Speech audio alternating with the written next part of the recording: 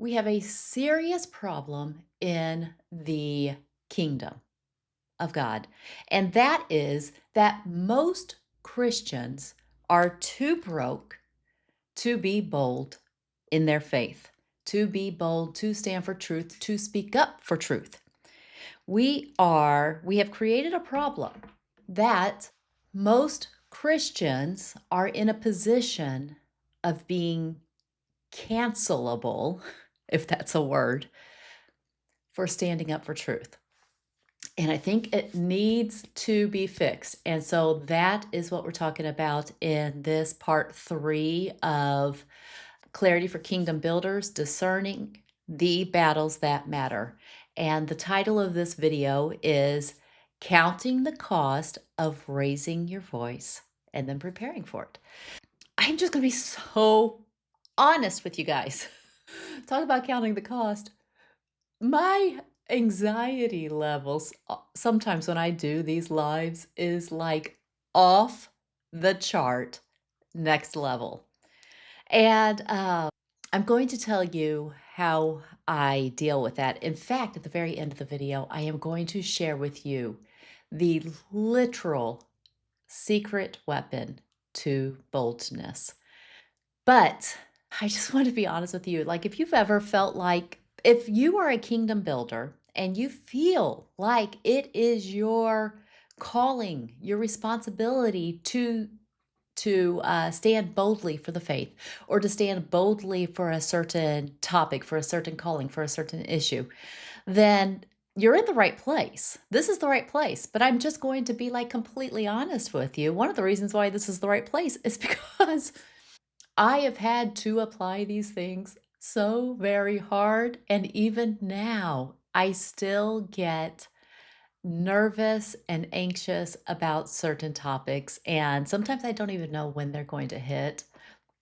But I do know that even if my voice shakes, the topics are worth being said. So, if you get scared in sharing your voice, I want you to know that you're not alone in it. And if you ever want to talk about it, reach out to me. I'm sure I put a link in the description. I try to always put a link in the description. Okay, so counting the cost of raising your voice. So the first week we talked about choosing your enemies wisely and how not every battle is yours, but the ones that are, speak boldly. And then week number 2, we talked about the difference between being a peacekeeper and a peacemaker, and how sometimes we think that the spiritual thing is to be nice, when actually we are called to speak the truth in love. Like, that is literally the kindest thing that we can do for this world, is to speak the truth in love, to show them the better way, to speak up and speak out. And now we're talking about the cost of speaking up and speaking out, speaking to your people, speaking for your people. I'm speaking to you, the kingdom builder who wants to speak up, but you're afraid of being canceled. You're afraid of the cost. And you're very right to be afraid. You're very right to perceive the danger in that. The whole reason I created this series is because of right after what happened with Charlie Kirk. You want to be bold, you want to speak the truth, and you want to fight for what matters. But have you considered the cost of raising your voice? Because if you haven't, then you won't be ready, as in prepared, to pay it when it counts. So today we're going to break down why so many Christians do stay quiet. And it's because they are actually vulnerable. Way too many of us are too vulnerable to speak up, and I'll explain the reasons why. And then I'm going to talk about the 3 questions to ask before you raise your voice. And then at the very end, I'm going to share with you the secret weapon. This is the thing that I lean into every single time, especially on a time like today when I am like literally like, I even changed my shirt because Sometimes when I'm speaking and I get passionate, I turn really red and it can be distracting. This is probably one of those times. But here's the problem. Let's talk it out. Most Christians are too broke to be bold, not because they're weak, but because their livelihood would be at risk if they said what they really believe. Most Christians are living on borrowed peace. They have too much debt. Their livelihood is coming from the world system. They have not redeemed their time. They haven't been able to buy it back yet. So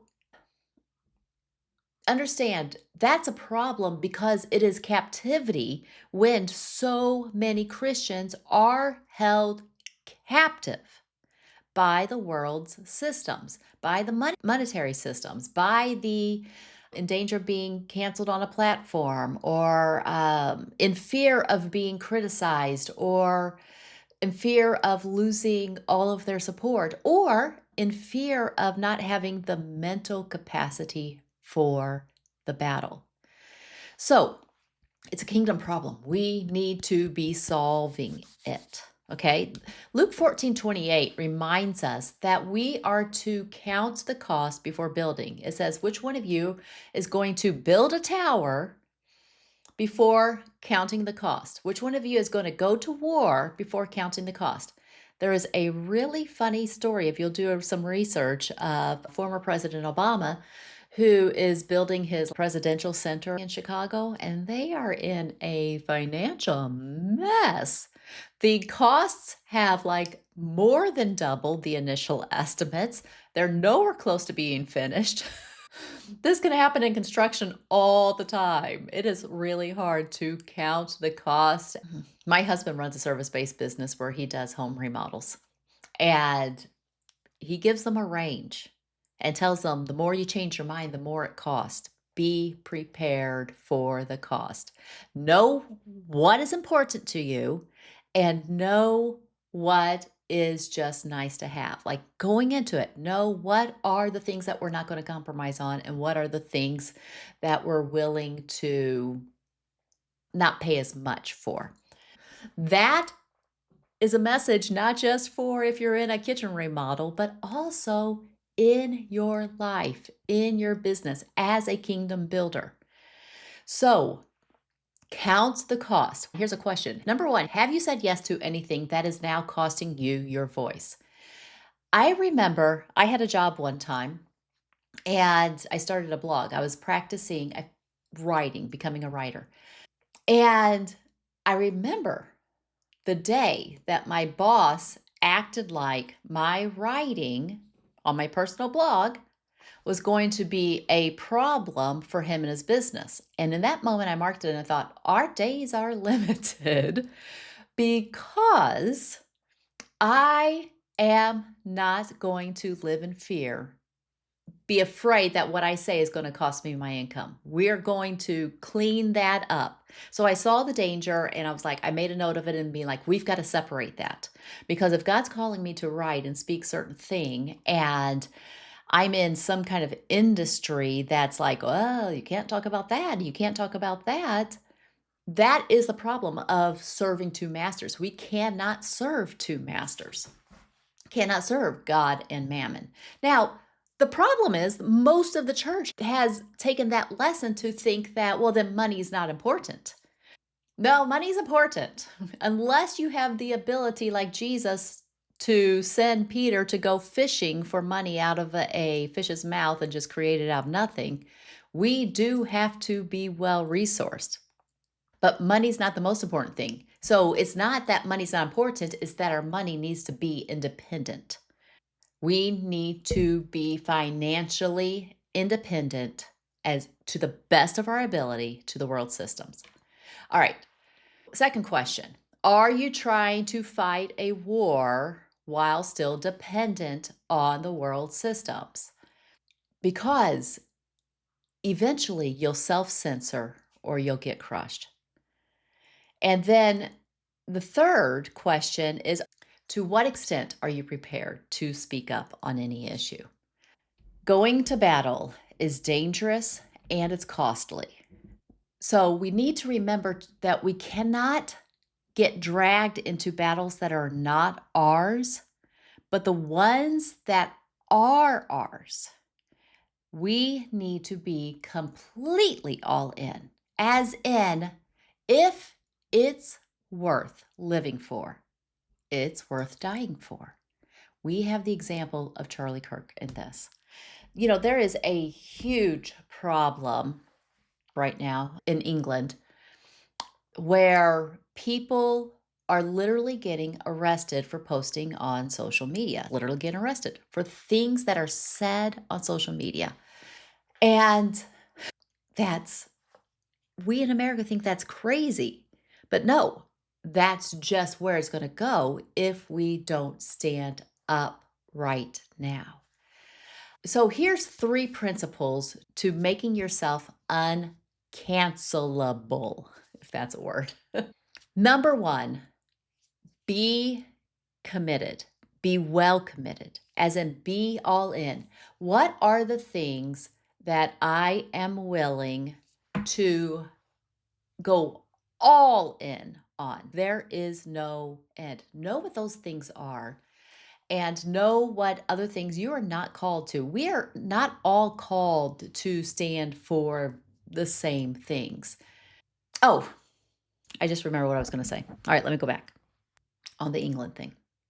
So, England has a serious problem. They have now started arresting people merely for posting something that is offensive to somebody else on social media.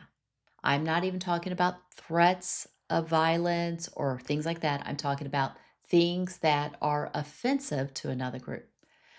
And I think that if we look at this, we could take a page, we as Christians, and this is going to sound so crazy that I say this, we as Christians could take a page out of J.K. Rowling's life, in that she's not afraid to stand up for certain things. In fact, she has been very outspoken against transgenderism and biological men in women's sports.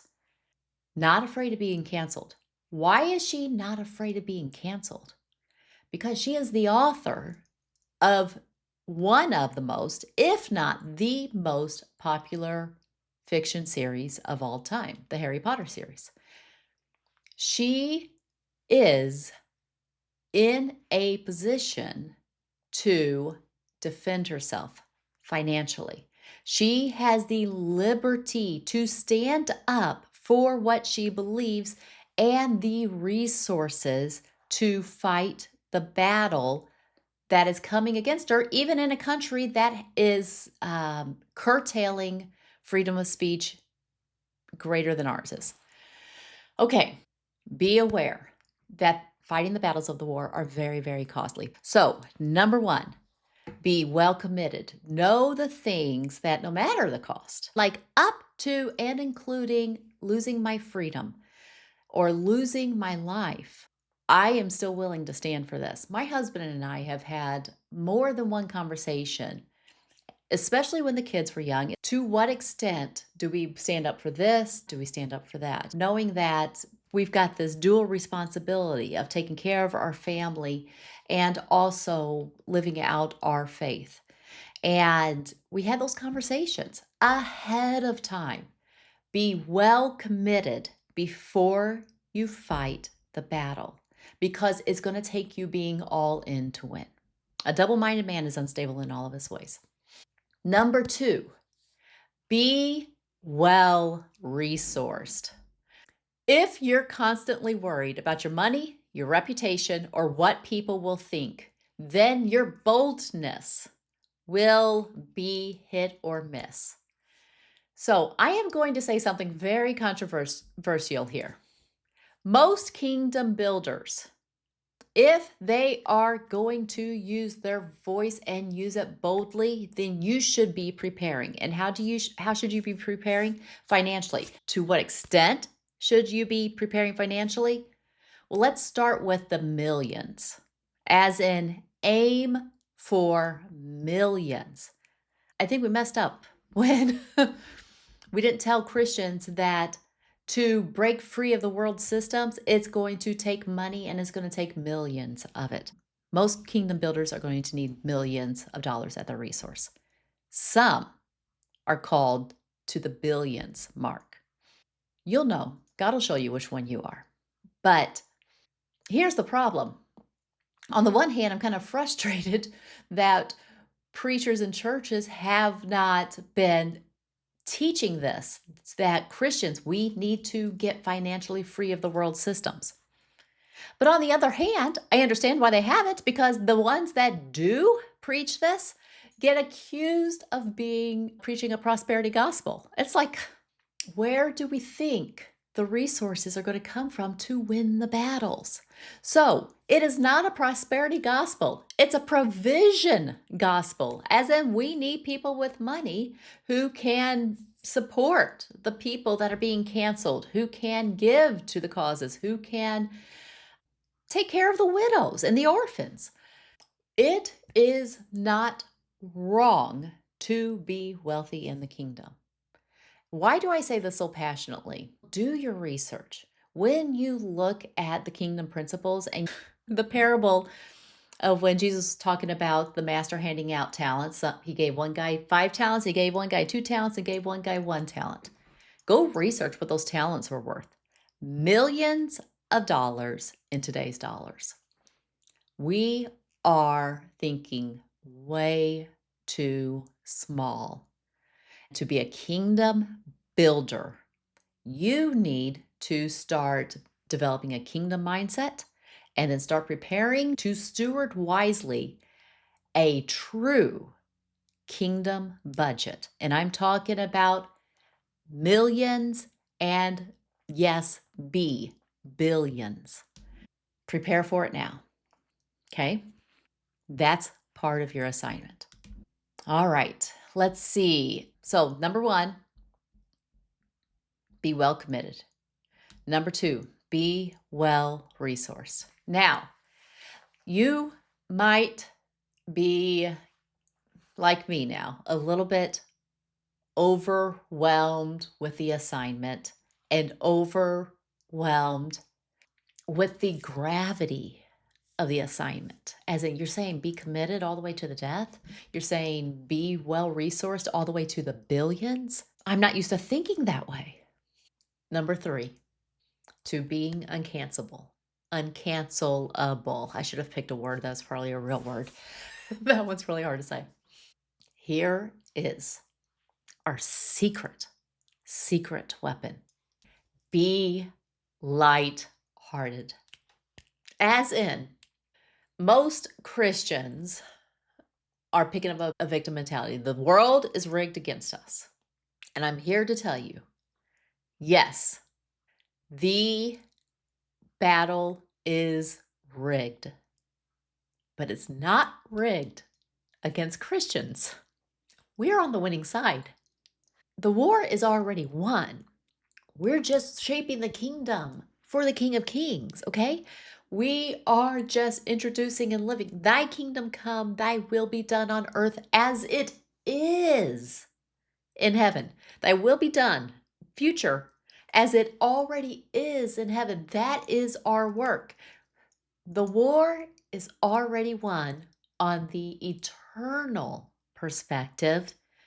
It's just our job to live it like we're winning it. Now, it is like we are playing a game, but the referee's already in our pocket. We are already winning. This means the joy of the Lord is our strength. This means that our humor is holy.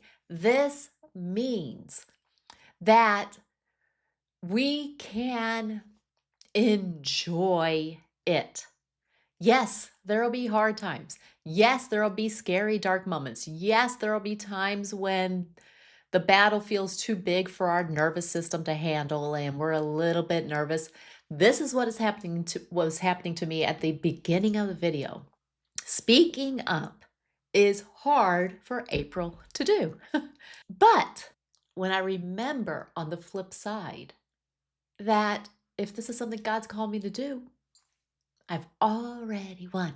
Then I laugh at my nervousness. It's like, it's so funny that I still get nervous and I still get a little bit anxious about something that truly I know is going to turn out all right. So, yes, be well committed. Yes, be well resourced. It's never too early to start this. Teach your kids this. It is not a shameful thing. It is a good thing to break free of the world systems financially. But be lighthearted. Death is already defeated. The kingdom is already in heaven, coming to earth. Thy kingdom come here. Thy will be done here as it's already happening in heaven. Jesus is already seated on the right hand of the throne of God. We are already seated in heavenly places with him. In one way, we're already secure. It's a fascinating, mind-blowing mindset. And we get so worried and we think that our best tactic is saying, hey, we need to be serious and we need to be focused and we need to be serious about this. But I think our best tactic is to laugh at the big fat bullies who think that they're going to win in the end, because they're not. They are already defeated. You are on the winning side. So you get to laugh at the lies. You get to preach the truth with clarity and compassion and maybe some comedy, okay? Because it is laughable when we understand that we're fighting a war that has already been won. We still need to fight it. Of course, that's our calling. That's our duty. That's our job. We want to claim more ground. We want to bring honor and glory to the name of God. We want to bring more people into the kingdom. And we're going to be way more attractive when we invite them into the kingdom of abundance, not the kingdom of, no joy. And, we're so pious that we can't crack a joke here. Sorry, I'm getting on a soapbox here. So you get to be lighthearted. There's a lot of verses in the Bible about humor, laughter. There's a time for joy. There's a time for tears. The joy of the Lord is our strength. I used to think that to laugh would mean that we're not taking the situation serious enough. And it's like, oh, no. I'm taking it deadly funny serious. I'm unbothered when I remember how anchored I am, how honestly, if something happens to me, it's because it was in God's plan. So that means we get to go all out on our mission, on our calling. Let's be discerning Christians in this area. Count the cost. Be prepared to pay it. And then become a believer that the world just can't cancel because you are committed to the end. You are resourced well, befitting a builder in the kingdom, working off a kingdom's budget, and your joy is your dangerous weapon. All right. I hope this has helped. Share in the comments below what was your aha moment. I would love to hear what stood out for you. What was the one thing that you needed to hear? I hope this has encouraged you, because as a kingdom builder, you need clarity and you need courage. And yes, you need some ways to manage the intensity of it. And humor can be a really great way of doing that. And if you need help gaining clarity or courage or direction or a plan or a personal courage compass, then in the description, I shared a link and you can book a clarity call. We can remove the weights and we can reclaim your time so that you can build a bold, beautiful life that serves the master, takes care of your family, and spreads the truth of the gospel. All right? Whew. Oh, let me share with you a song at the very, very end. I love this one. Zach Williams, Fear is a Liar. Listen to that anytime you're tempted to get timid. Okay? All right. Talk to you next week. Bye-bye.